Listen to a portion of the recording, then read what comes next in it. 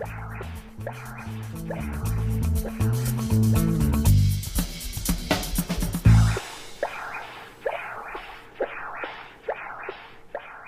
this is a true story.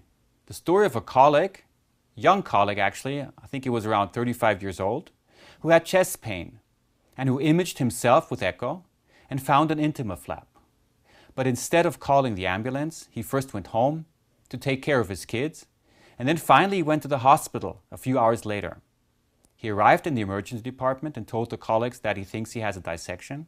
And while the colleagues were getting the ultrasound machine to confirm the diagnosis, he went into cardiogenic shock. The aorta had ruptured, and he died. This just shows you how dramatic dissection can be. And this will be now the topic of the next chapter. A classic dissection is defined as an intima or media disruption with the formation of an intima flap and thereby separation of the aorta in a true and a false lumen. This is a CT image which shows you exactly that. We have a dissection here in the ascending aorta, dividing the lumen into a true and false part, and we also have dissection and an intima flap here in the descending part. However, dissections can be much more complex. This diagram shows you the various components we can have in the setting of classic dissection. First, what we need to have is a tear. This causes disruption of the intima in the media and a false lumen. Now flow flows caudally downwards and progressively peels off the intima from the media, often to a certain point where we have another rupture within the intima media, which allows the blood to flow back into the lumen. It is actually not uncommon that we have multiple extry and entry sites. Now flow can also flow in the other direction within the false lumen, cranially. And then if we have a stop here because there is no other entry site, then we have predisposition for thrombus formation, and we have the typical finding of a partially thrombosed false lumen. So the development of a thrombus or a thrombosed lumen always depends also on how rapid and how freely blood can flow within the false lumen. To make things even more complex, dissections can sometimes be spiral shaped so that we have the true lumen once in the back and once in the front of the aorta, for example. In addition, it is possible that dissection also includes the branches which arise from the aorta. According to my experience, some sites predispose more than others to dissection. One area would be right here, very close to the aortic valve, and another right here after the subclavian artery. Luckily, dissection is not a very frequent finding. It only occurs approximately 2.6 to 3.5 cases per 100,000 person years. There's a slight male predominance, and the average age that patients present with dissection is 65 years. Dissection is classified according to either the so-called Stanford or the DeBakey classification. First, let's turn to the Stanford classification. Here we only differentiate if the ascending aorta is involved or not. If it is involved, then it is a type A. If not, it is a type B.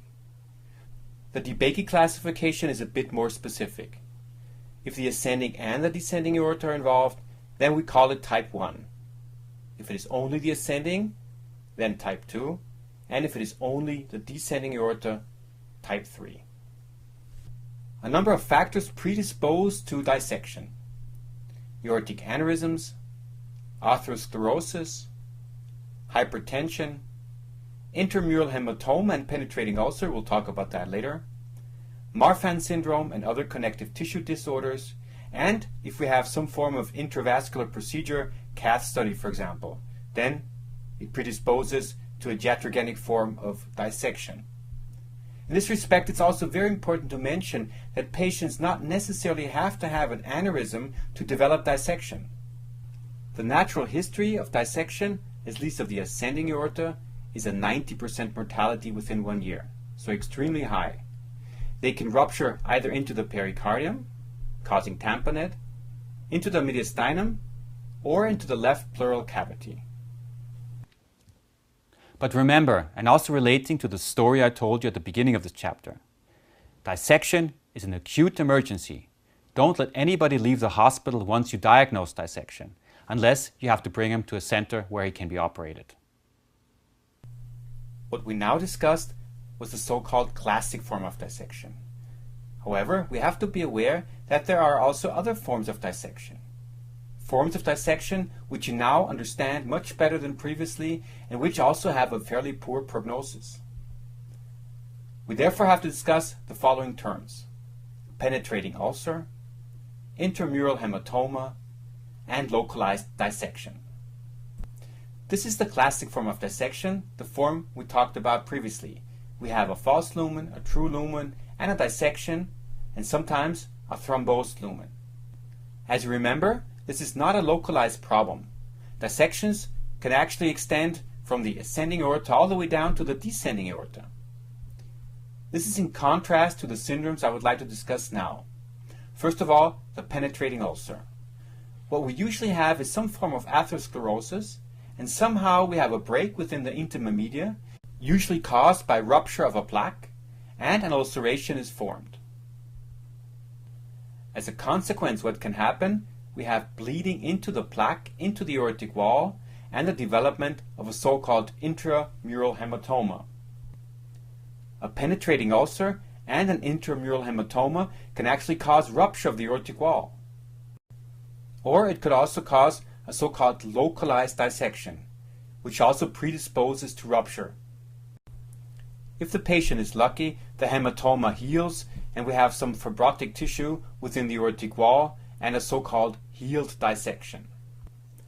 From a diagnostic perspective, it is sometimes difficult to distinguish an intramural hematoma and a thrombosed false lumen from a so-called intraluminal thrombus.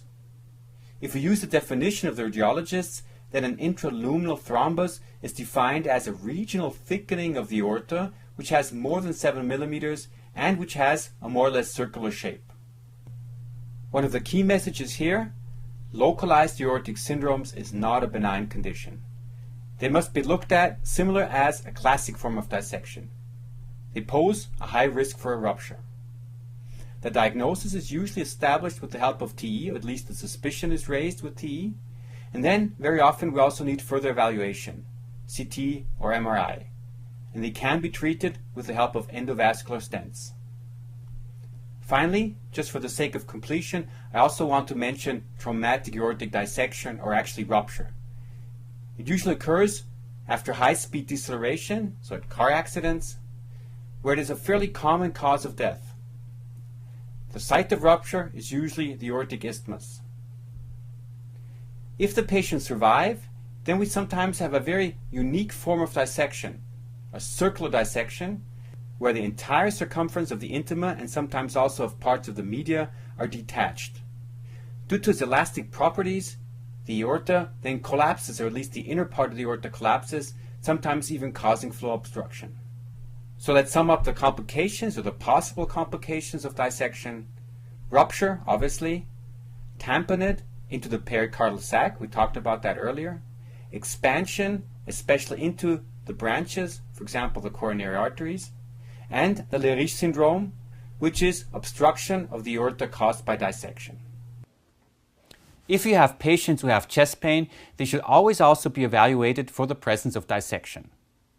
If you have dissection, then you need to rapidly intervene because dissection has a high mortality. The morphology of dissection can be very variable, and you can diagnose it with echo, but you often also need other forms of imaging modalities to make sure that you really made the right diagnosis.